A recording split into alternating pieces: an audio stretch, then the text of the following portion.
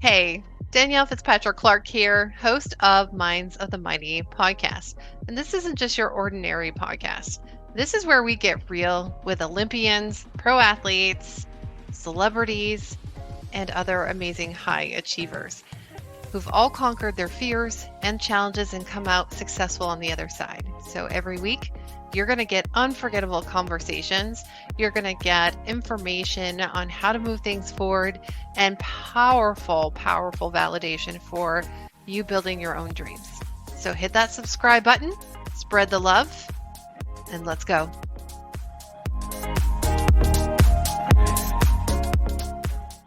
Hey everyone, Danielle Fitzpatrick Clark here, your host of Minds of the Mighty podcast. And I'm so excited for today's guest. And I'll just let you guys know a little bit that him and I were talking for an hour. And how we met was like so funny because I just actually had this intuitive thought and like I should just find Nick on LinkedIn and invite him to the podcast. He'd be phenomenal on the season of the reality hit show on Netflix, which is Love is Blind. And I will be real with you guys. I actually only watched the one season and the one season that Nick was in, which I think was season 3. Was it season 3 or 2? Just season 2. See, that's how much I know about it, right? But that was the season that I watched all the way. And Nick definitely stood out, and for good reason. So today we have Nick Thompson, he's more than just somebody who was on a reality TV show that everybody knows. He's way more. So we're going to talk about all the great things that he's up to in the world. And this is really exciting because he's a storyteller.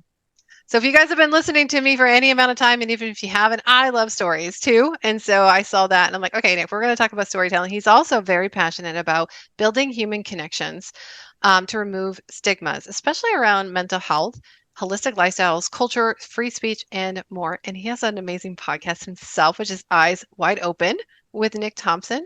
And I'm sure there's a reason why it's called Eyes Wide Open.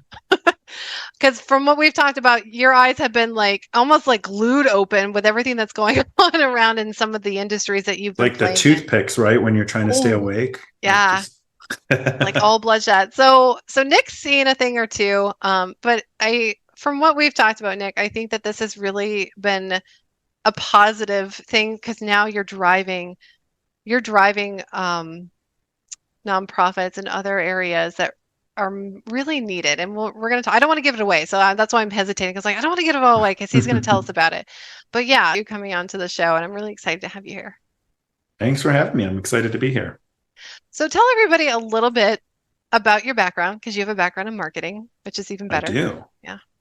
I do. So marketing is my area of expertise from a professional level. I've been a marketing executive in softwares, primarily in smaller businesses and startups for about 6 years. And before that, I worked across various marketing functions from product marketing, solution marketing, brand marketing, a little bit of demand generation. I did some B2C, B2B, all of it. So it's my background from marketing came to me in a marketing class I took in college, my first year as an elective. And I was like, oh, I actually really like this.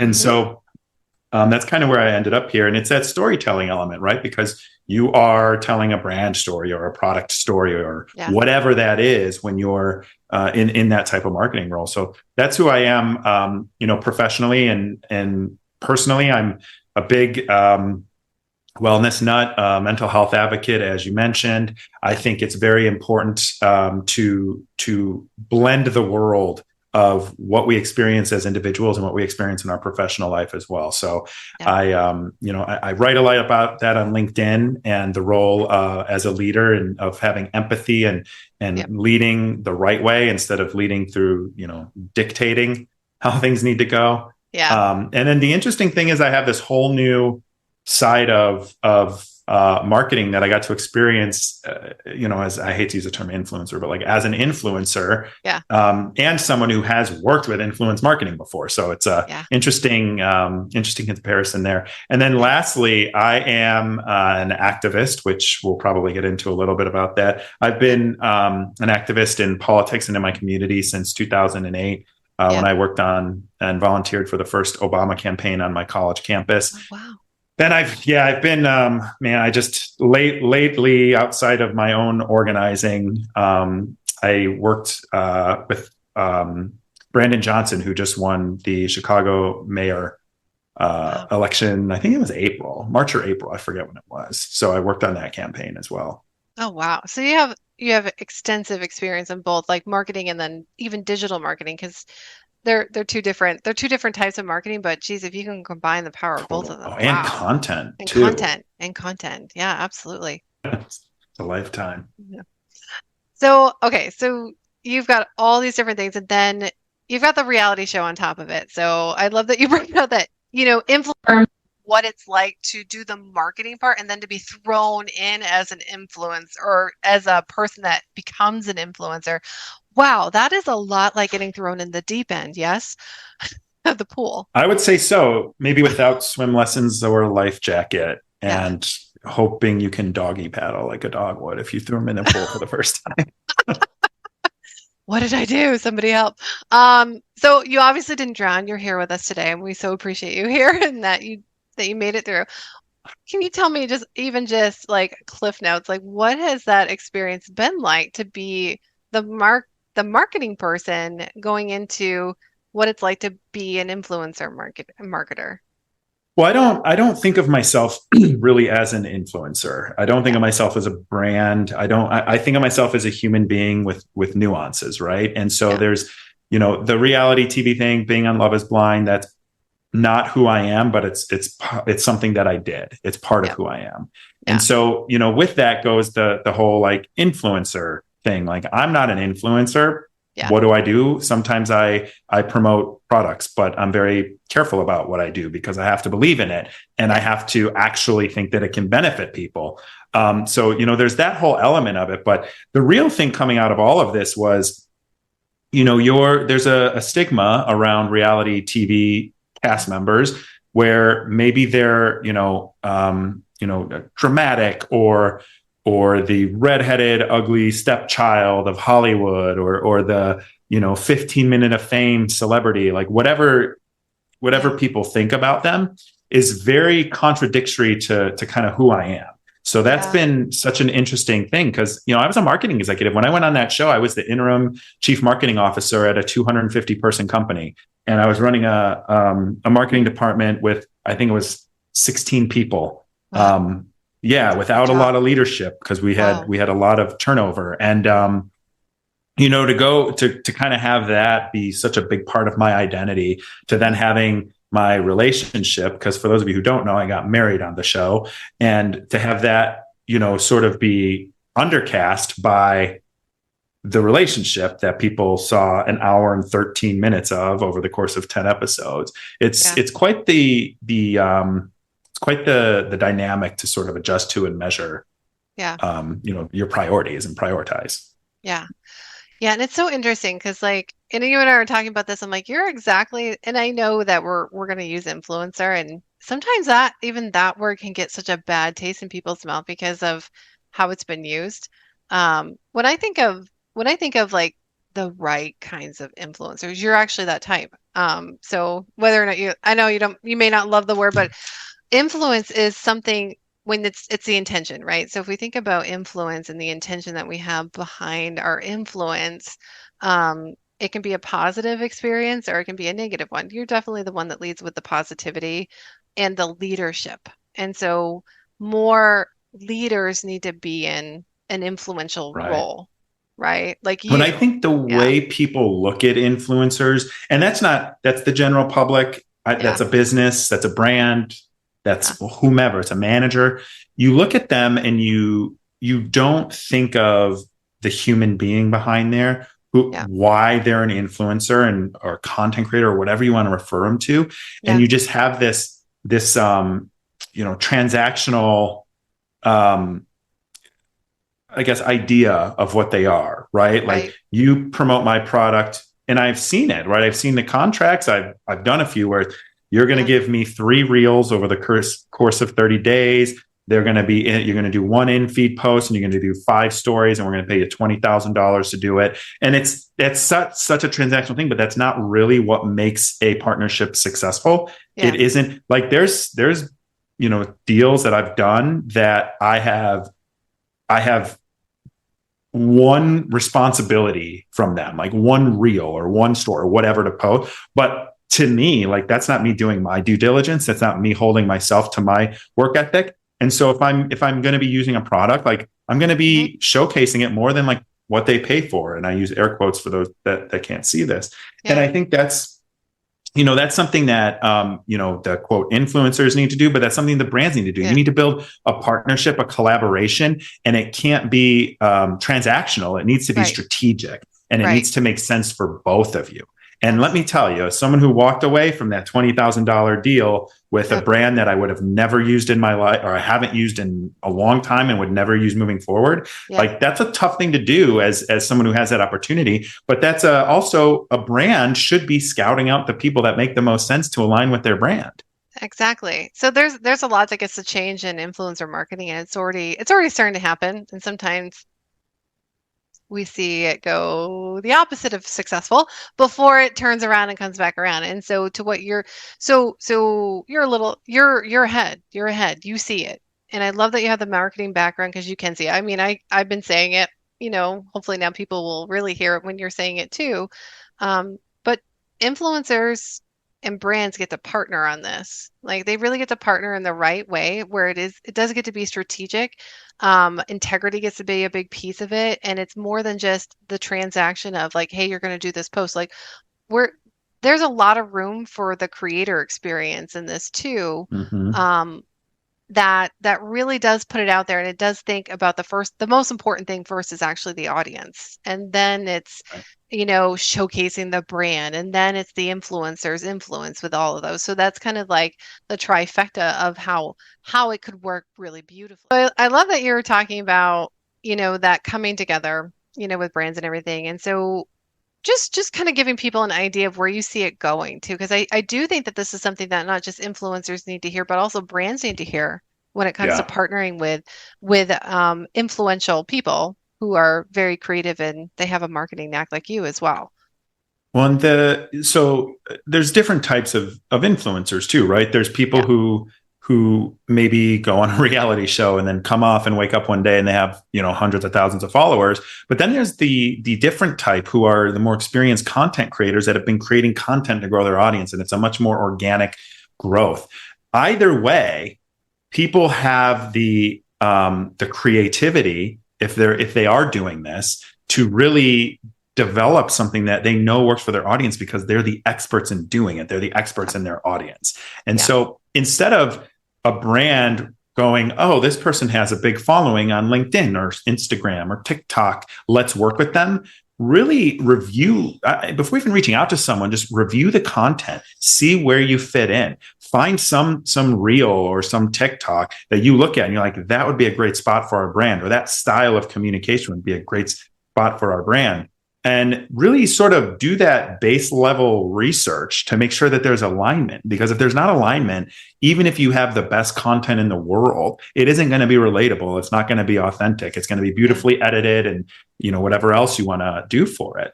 Yeah. Yeah. Now with the adoption of AI, now we can actually just take their face and hyperpose in their voice and recreate whatever we want, Oh, right? Oh, no, we're not that's going to go down that true. road, I promise. Not I got today. a lot Maybe of we'll. thoughts on AI. Oh, look, yeah, I'm making them all stressed out. I'm sorry, Nick. I'll stop. I'll stop. But yeah, like you're right. Like there's all these different things that you can do with it, and I love that you talk about the brands and going and looking at the content creator and the influencer's content and seeing where they could possibly fit in and then doing that reach out because that just makes so much sense. And, I think sometimes, like when it comes to influencer marketing, from my experience, I'm working with brands and working with influencers, is that the expectations are not the same when it They're comes totally to misaligned.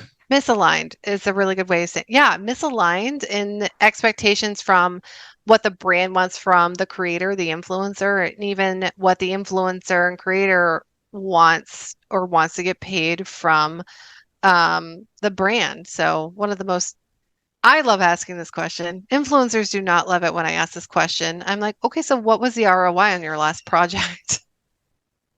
I don't know. I Right. Well, don't know.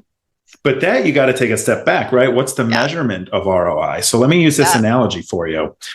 think about Jennifer Aniston and her work with Smart Water, right? Yeah. Yeah. Everyone can imagine Jennifer Aniston with Smart Water. Is there a code Jennifer to save 10% on your Smart Water order? There's not. What are they doing instead? They're putting her on billboards. They're putting her in magazine ads. They're putting her in online ads. And I don't even know if she still works with them, but thinking back to that, she became synonymous with Smart Water, right? And that means that when that person who saw that billboard or that advertisement in a magazine goes to the store and they see Smart Water on the end display or in the aisle, they're immediately associating that with Jennifer Aniston. So it's awareness. So when you're working with influencers, we all know you can't put up one ad, Google display ad, or one social media ad and expect conversion. It's going to be a combination of all of those. It's going to be a combination of your influencer stuff. It's going to be a combination of your content. And you've got to view this as a holistic view where that is one type of impression and you need to hit impressions across various channels. So, so good. So if you're aligned, so like, for example, one of the brands that I've shared that I use a lot is I use Dr. Bonner's Castile soap. I make my own body wash with it. I make my own hand soap with it. I make my own. Now I know how to make a foaming wash with it. I can do so many different things with that soap that I've just learned over time and knowing that like I get rashes if I use soap with certain fragrances and all that stuff. Well, guess why that makes sense for me? Because I talk about holistic stuff all the time. I talk about wellness. I talk about, all of the various ways that big whatever capitalist thing you want to insert in there is, kind of putting unhealthy things in front of us. So for me to talk about Dr. Bronner's and all the ways I use it when I'm the guy who made his own toothpaste from Love is Blind, like that makes sense. That's a logical brand opportunity to work together. Right. And the same goes with like Bragg's apple cider vinegar. I drink it every day. I use it in so many different things. I put it in my laundry. Like there's so many different ways that I use it. So when they send me, I don't know, hundreds of dollars worth of stuff and products, like that makes sense because that's something that I've used anyway. And I know how to use it. And when I talk about how I use it, it's authentic. But when Head and Shoulders came and was like, here's a pile of cash for a couple of reels that you don't even have to leave up longer than a week. I don't know. I don't remember if that was that one, and they want to pay me an astronomical amount of money. It's like, well, the guy who's using Dr. Bronner's, Bragg's ACV, like that guy's using Head and Shoulders for dandruff. Well, I didn't have dandruff to begin with. Second of all, if I did, I wouldn't use Head and Shoulders. So that doesn't make sense for them. And that doesn't make sense for me because the moment I say I'm using Head and Shoulders for my dandruff, and people are like, whoa, the guy who makes his own toothpaste is using Head and Shoulders. You know what I mean? It's like, that doesn't add up. And then for them, they're not going to get the ROI because the people that are watching me don't take me seriously. Right. It actually could ruin your brand and it could ruin theirs too. Like, wow, they're just going to pay anybody to like. Totally. And funny enough, you may not have dandruff until you use it if you're that allergic to some of the fragrances and stuff, right?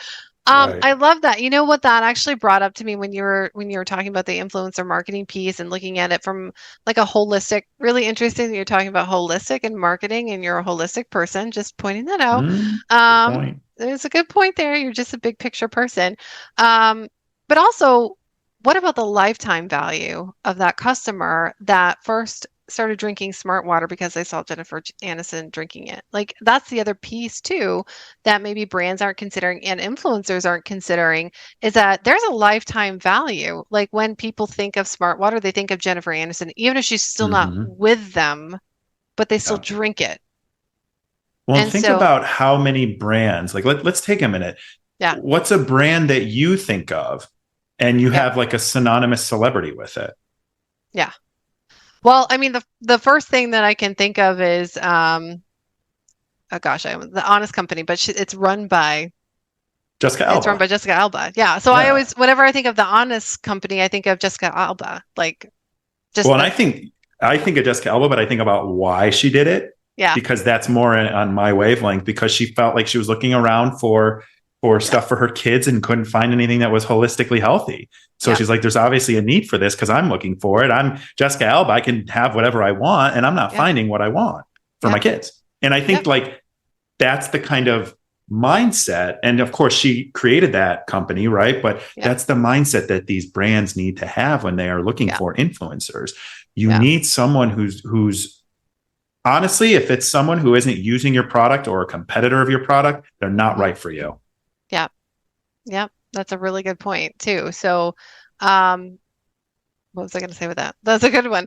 So with the influencer marketing too, like the brands need to think about this, but this is what it is. So a lot of times with like influencer marketing, it's a quantity piece over a quality. So let's just get, 500 influencers all pushing this product. We'll get the numbers then. But what if you could actually save that budget or half of that budget and take that half of that budget and give it to the one influencer with the big following that's perfectly aligned with what it is that that product and that brand represents, right? Well, and that's exactly it. And I think too, which I can't remember if we talked about this on recording or before, so I'll repeat it. But it's that thing where like if it's very transactional, right? It's you're going to do 3 reels for me on Instagram to your 500,000 followers. And you're going to say, use code Nick and save 10%. And we're going to measure the success by that. But what that's really doing is it's creating a transactional relationship, not a strategic partnership. Now, if it was like, if you flip the script, let's just say on that, and it's a brand that perfectly aligns with whomever it is, they're maybe already using it. They've already tagged you in it. Something to that extent. They comment and engage with your content, right? Like that's where you could be finding these people, or they follow you. Like a lot of times I'll find out a new brand, or I'll use a new brand and I'll go follow them and they'll reach out to me after. And it's like, I just saw your product. I can't wait to try it out. Or, hey, can we send you some product? Try it out. Let us know what you think. Like those are the types of things that you can slowly nurture that relationship so that it's organic. And no one may use that code Nick to save 10%, but I just got you 50,000 impressions, right? We need to view that impressions and 100 comments of engagement. I did this one. I'm going to actually look it up real quick because this is the perfect example. I have 2 that I'm really, really proud of. One was with a temporary ink tattoo company. And I had been wanting to get a tattoo, but I've always been scared that I'm not going to want it after I grow out of whatever era I'm in. Right. So I've always been super hesitant on that. But ironically, I was thinking to myself, I'm like, man, I really want to get Eyes Wide Open tattooed on me because this is a turning point in my life where I went through Love is Blind, and now I'm going through life with my eyes wide open. And so I really wanted it. And I was like, I really want to get that tattoo. I think I manifested this because literally like that week they reached out to me with this super cool, it's basically like ink that fades away naturally. It's like biodegradable, and it fades away naturally in like 1 to 2 years, depending on your skin type, how much fluid you drink, your body, all of that stuff. So it's really, I don't know. It's really cool. But I had, what did I get here? It's not even going to say on here. I just pulled it up. So I did a reel, and that was all they asked for. They asked for a reel. I got, the tattoo was for free. The tip was included, all of that stuff. And I made a reel. It took me about an hour because editing a reel on your phone is actually pretty hard, especially if you've got like giant hands like I do. But this thing here, I think it hit over 100,000 views. I had plenty of comments. I had 2,000 likes. And those are all impressions. And I had people asking questions about it. How long does it last? Keep us posted. I got DMs. I got, where did you get this?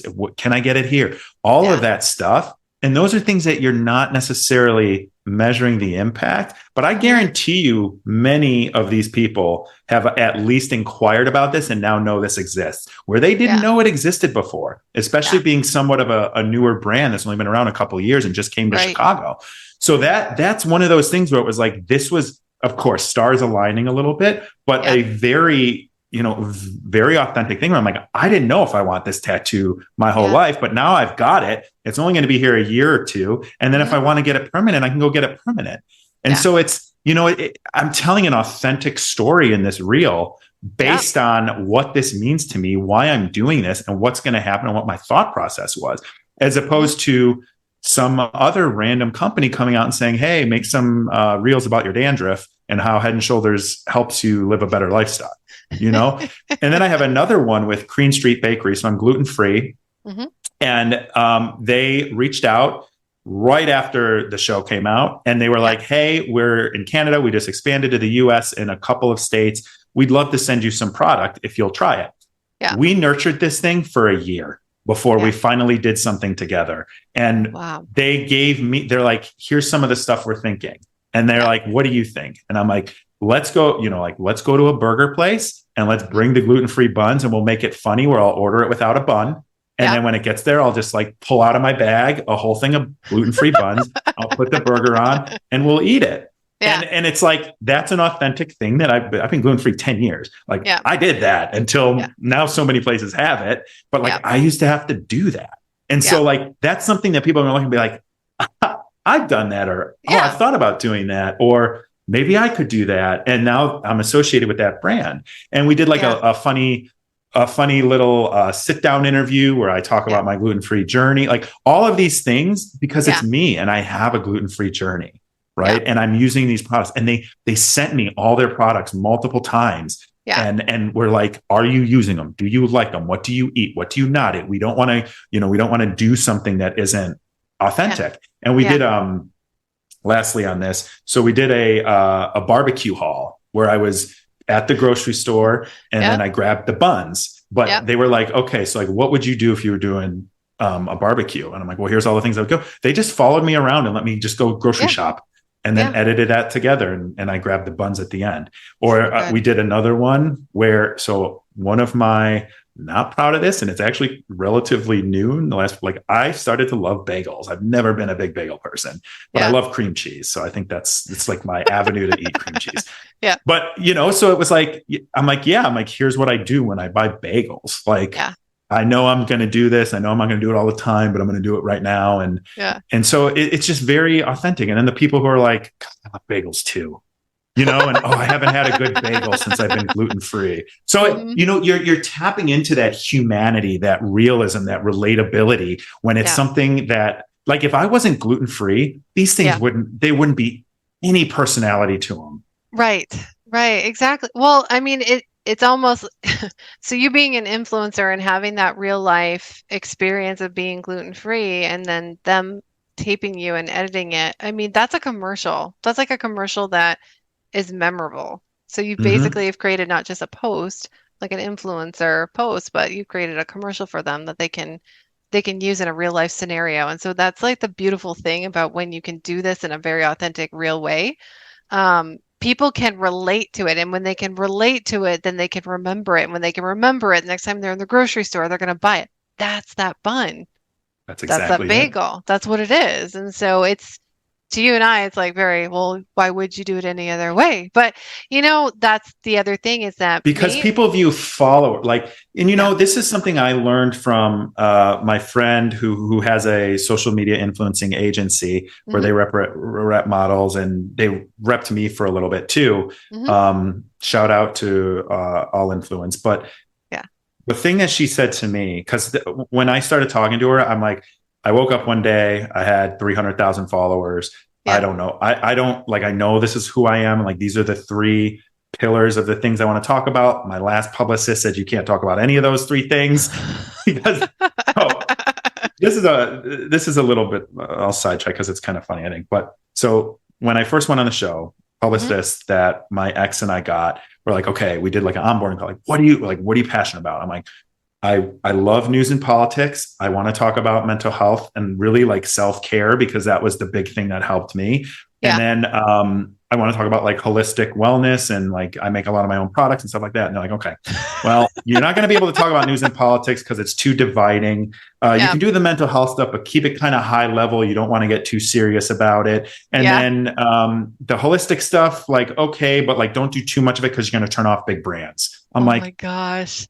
so I can't be myself I'm like, what am I going to talk about? They're like, well, what about Yes. sports? I'm like, I love sports. I'd love to go talk about the Bears on a local radio show or something, but like, Yeah. it's just But not what I get up and live and breathe every single day. right. Right. So any chance that you get someone who the inauthenticity of me, and again, sports is different, but like the Yeah. inauthenticity of me talking about Head and Shoulders, if Yeah. I would have gone that route and taken that recommendation. And when I Yeah. went and I talked to Harley at All Influence, and Hmm. she's like, I actually take the complete different approach. You have Hmm. 300,000 followers, talk about politics like it's pop culture. Yeah. Talk about your self-care routines. Just throw your phone up when something enters your head, record Yeah. it, post it. And then, yeah, like once a week, I need you to share a DIY thing, Yeah. or reel or something. And Hmm. so she's like, those are the ways that you need to do it, because this is you. Hmm. B, you'll attract the right people. And she's like, and if you lose 60, 70%, I forget what number she said, like 70% of your followers, you're going to have 30% that's engaged. And so Yeah. that's why I would encourage these brands and Yeah. influencers, but these brands, because I think it's more on the brand responsibility to make sure it's something that aligns with them. Yeah. Don't look at follower count, because I could post something, and sometimes I do. Like I Hmm. post some stuff and it like gets no engagement. Hmm. And it's not that it's off brand, it's just it's the nature of the beast, right? Hmm. So like you gotta take the ebbs and the flows, and you've got to stop worrying about follower count and worry about the things that are on brand for both of you, with the things you Right. come together, because Right. that's where you're going to get maybe less engagement, but the Hmm. engagement you're going to get is going to be much more worth your time than Yeah. reaching 300,000 people. Yeah. And I mean, I talk about this all the time on my LinkedIn platform, digital marketing. I'm like, you know what? I would rather 50-50. Like, I'm so happy with 50% not being happy with it and leaving, and then keeping that 50%, because it's a lot of work to keep people engaged who don't want to be engaged. Right. Oh, Right. sorry. We're talking about Love is Blind here, right? Well, it's interesting too, and something that I think brands should look at. And Yeah. I'm shooting myself in the foot before breakfast here, but Yeah. if you look at somebody who has a large following from a reality TV show or Yeah. from some sort of competition or game show, Hmm. you got to remember half of those people are hate following them. And I hate to say that, and sorry, all of my fellow reality TV cast members out there. Half Yeah. of your followers are probably hate following you. Hmm. And the thing when you get an influencer that comes up organically through their content creation and the relationship that they're building with their audience, Hmm. that type of engagement is going to be much more efficient and much Hmm. better for your brand. Again, assuming you follow all of those things we've already talked about, Hmm. than going to someone who has 1 million followers because they were on The Bachelor or Love is Blind or The Hmm. Bachelorette. And those 1 million followers, half of them are hate following. And now it may be a numbers game, and you may be Yeah. able to get that same amount of engagement, or you may be able to get that same amount of brand awareness. Yeah. But those people are, first of all, it's going to cost you more money because the 1 million Yeah. followers is much more than the $100,000 follower. But Yeah. also, you're going to get like a more authentic engagement, and there's already that trust there. Where if it's someone who woke up overnight and had all the followers, that Yeah. trust, it may not be there, and there's probably people there that aren't there for them. Right. Exactly. So, I mean, it does get more expensive. And then you think about the filtering process that takes on the brand's end.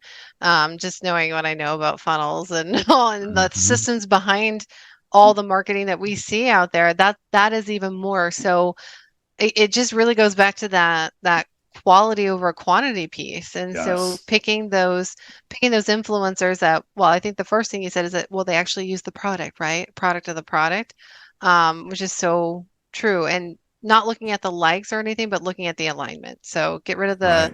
get get rid of we have to look at how many likes and comments, and we're going to use that as our algorithm for whether or not we hire this particular influencer, and just look at alignment. Like, does it make sense? Do a little Right. more research. It's just going to take a little bit more. And then you don't need, if you're looking at an aligned influencer that is going to be or is a product of the product, and they've taken the time to get to know their audience, to nurture their audience, and to build the trust with the audience, there's a better likelihood that those numbers are going to work in your favor. So you won't need as Right. many of those types of influencers to make an even bigger impact. And a lot of it, and you mentioned that, I think you mentioned algorithm. A lot of it is the algorithm. I have some reels that go a million, and then I have some that go 10,000, and I Yeah. have 330,000 followers. Hmm. So a lot of times it doesn't even, it's the algorithm. Yeah. You could, and again, some of those million, how many of Yeah. those are my followers? How many of those people even know who I am? Or did Yeah. I just catch it at the right time with the right piece of content, with the right sound? You Yeah. just don't know. And it's Yeah. a black box. So build on the alignment and trust that process. Yeah. The last thing that I wanted to add a minute ago that I didn't say too is just because someone hasn't used your product or hasn't heard of you, I'm Hmm. not saying don't work with them if Right. the values align. So Yes. like if a competitor to gluten-free bread wants to Hmm. come to me Yeah. and say, hey, we saw you work with Queen Street Bakery. Yeah. Would you be interested? Sure, I'd love to try your products Yeah. and send me some buns or whatever it is. I'll try them. And Hmm. if I genuinely think that there's something there, then we Hmm. can start talking. But Yeah. then I'm using it. And so if they align value-wise, align Yeah. content-wise, align message-wise, just because they haven't heard of you or haven't used your product or use a competitor, that Yeah. doesn't mean you can go away. Because imagine this Hmm. new bakery comes to me, and this is totally Hmm. fictional, by the way. This new Hmm. bakery comes to me. I like it better. And Yeah. now I've got a transition story. So I used to try these other products, the ones you'd find in your local freezer section. And Yeah. then I found, company X who produces gluten-free bread and Yeah. all sorts of different gluten-free items. And I've Yeah. actually transitioned to make them what I prefer now. And Yeah. so you've got like a whole different type of story at that point, and it's Hmm. authentic. And Yeah. that resonates. People see through the BS. Yeah. Oh, I love that. I don't know. What was coming to me is just like somebody, like a gluten-free company, a bakery, reaching out to you, just like, Nick, we've got a better bagel for you, so your cream cheese doesn't have to be so lonely. So Foodies can stay away, but the rest of yeah, them, it's like, like, so you're not like those people that eat sticks of butter and sticks of cream cheese. You actually have something to put it on. I don't know why that came in. I think I just no gave like comment. no. Oh, Nick likes to eat sticks of cream cheese. Okay, well then a cream cheese maybe they've got better cream cheese out there for you too, right? I They can do love always come cream to you. cheese. He Yeah, loves all of cream cheese. it. Better bagel and better cream cheese, guys. Like you brands that are watching that have that, or the brands. Tell them Nick's your guy. I love it. Okay, so I know we've been talking quite a bit before this, and we're getting close to time too. But I really want to go into okay, so everything that you've experienced, and you know, ebbs and flows and ups and downs, and it was quite an experience. It was a chapter. I liked how you said that before we hit record that this was a chapter. Love is Blind was a Mhm. chapter, but you noticed some things, not just notice, but at the beginning we're saying your podcast is eyes wide open with Nick Mhm. Thomas. So there's a reason Upset. why your eyes are open Yeah. now. It's very eye-opening experience. We'll just say that. So Yeah. you don't have to go into the experience, but I love what you're doing from the experience, which is the nonprofit. So tell everybody a little bit about that. Yeah. So coming out of this whole environment of filming a reality TV show, especially one where you're making decisions on getting engaged to someone you've never seen and then getting married, and it's a pressure cooker environment. So Yeah, you're making these insane decisions every single day for weeks and weeks that will alter your life and they yeah, will change the course of your life. And as you're going through this, or at least I was so hyper focused on my relationship and was this the right time to get married? I mean, we knew yeah. we wanted to continue, but like what, all these pressure cooking environments. And when I finally got removed from it Hmm. and I took some time and I looked back and I was like, can I swear on here or no? Of course. Okay. Yes. I swear like a fire. You're good. Okay, good. I look at it, I'm like, that whole situation is really fucked up. Yeah, From the moment you get there and they don't let you talk to your fellow cast members, yeah, obviously not the women because of the concept, but not allowed to yeah, talk to the men that I was with. Yeah. I wasn't allowed to leave my hotel room. They took my phone, they took my wallet, they took my cash, they took my passport. I had nothing that identified me as Nick Thompson. And Oh, I was locked in a hotel room without a key. So I couldn't leave without going to a wrangler and then having them know that I left when I wasn't supposed to leave to let me back in. my So gosh. Sounds like something from it's the Hunger an Games. Wow. well, I've been describing this as the Hunger Games Wow. lately. Hmm. But like that whole process and going through that, and the fact that like we got married in 7 weeks and they didn't offer us any counseling, any support, they're just gone. They're just Yeah. production is just gone the day after you're done filming. And you don't hear from them again until it gets time for the show to come out, which you Yeah. haven't seen. And so this whole process and my whole relationship, my what they put my ex-wife through Yeah. from a mental health perspective and how they just exposed her insecurities and triggers and used them against her and privately would say that I was saying things that I wasn't saying and Wow. that things were happening that weren't happening, all to elicit a reaction out of her. Yeah. And then just going through my own, challenges afterwards and going through a very public divorce. It's devastating. And these Yeah. contracts they have say that they can defame you, they can misrepresent you, that you don't have any recourse whatsoever. You are bound by an NDA. Every time you Yeah. speak out against the edit, they can fine you $1 million. It's like, what the fuck Wow. is going on here? And Hmm. so I started looking into this a little bit more earlier Hmm. this year. And my co-founder, Jeremy Hartwell, he Hmm. he was also he bore the child, right? It was his idea. And I just kept saying, Yeah. I'm not taking on big reality TV. Yeah. It's I'll stick to like big pharma, I guess. But Yeah. it's it's like, holy cow. And when I started reflecting back on it, and I started Hmm. thinking like, this isn't right. And I was like, I am done with Yeah. all this reality. I don't want to talk to anyone from the show. I'm not friends with anyone from the show, really. Yeah. And I just want to close this chapter of my life and move on. But Yeah. I couldn't get this feeling out of me that was like, I always believed that someone should say something. But then as I got older, and I'm like, well, if no one's saying something, maybe I should say something. Hmm. And so I was like, okay, I have to make this decision. I will obviously, there's always that thought in your head, like, am I going to go on another show? Right. There's always that thought. I didn't want to go on another show. I didn't really have Yeah. desire, but it crossed my mind because I was like, this is it. Like, I'll never be invited anywhere. So it's like the 15 minutes is up. Yeah. I'm now going to become a pariah. And is that something I'm really willing to do? Yeah. And it comes down to, I have integrity. It's one of my Yeah. core values. I have integrity. And I felt the need to fight back against the exploitation, against the unfair labor practices, and against the lack of mental health and legal support for reality Yeah. cast members, because you don't have any. And Yeah. the damage that edits can do, the damage production can do, working 18 to 20 hours a day, you make virtually no money. They make millions, if not billions off of you. And then they're Yeah. streaming you and you're not getting any residual. So you're just left, chewed up, spit out, and left for dead. And this is really like an industry that has escaped common labor practices. There is no SAG-AFTRA, there is no WGA, there's no Producers Guild, there's no Directors Guild. Reality cast members are all out there on their own. They don't have any negotiating power. They're a dime a dozen, and there's 1 million people waiting behind the one that might have just been cast.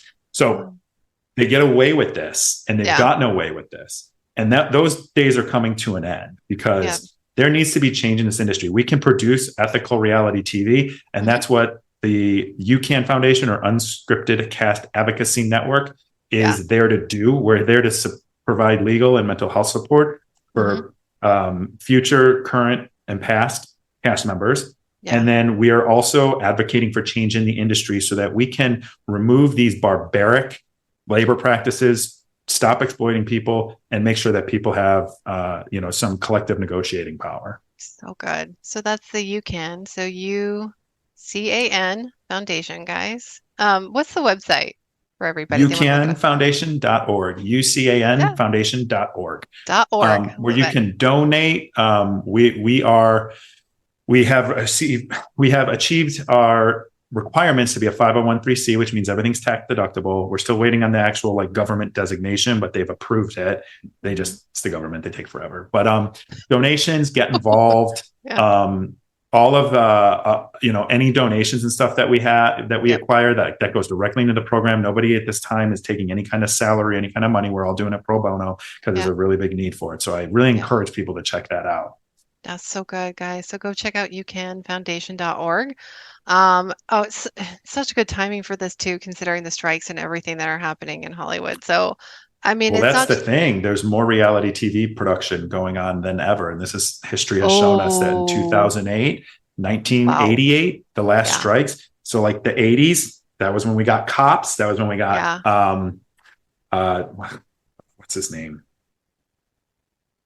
Jerry Springer. Gosh, I can't believe I forgot. Oh, That's when we yeah. got Jerry Springer, which, by the way, I've Wow. talked to people that did talk shows and they were exploited the exact same way. And Yeah. then in 2008, when the WGA went on strike, that's when we got The Bachelor. That's when we got, all of these explosions of all of these new types of Wow. shows. And that's Wow. happening again. And Wow. there's just going to be more damage and more exploitation. And people, I mean, I That's think I it. told you I've talked over 50, 60 cast members from different shows, and it's Yeah. cooking shows, it's dating shows, it's competition shows, it's game shows, it's talk Yeah. shows, and there's no regulation, there's no rules, there's no nothing.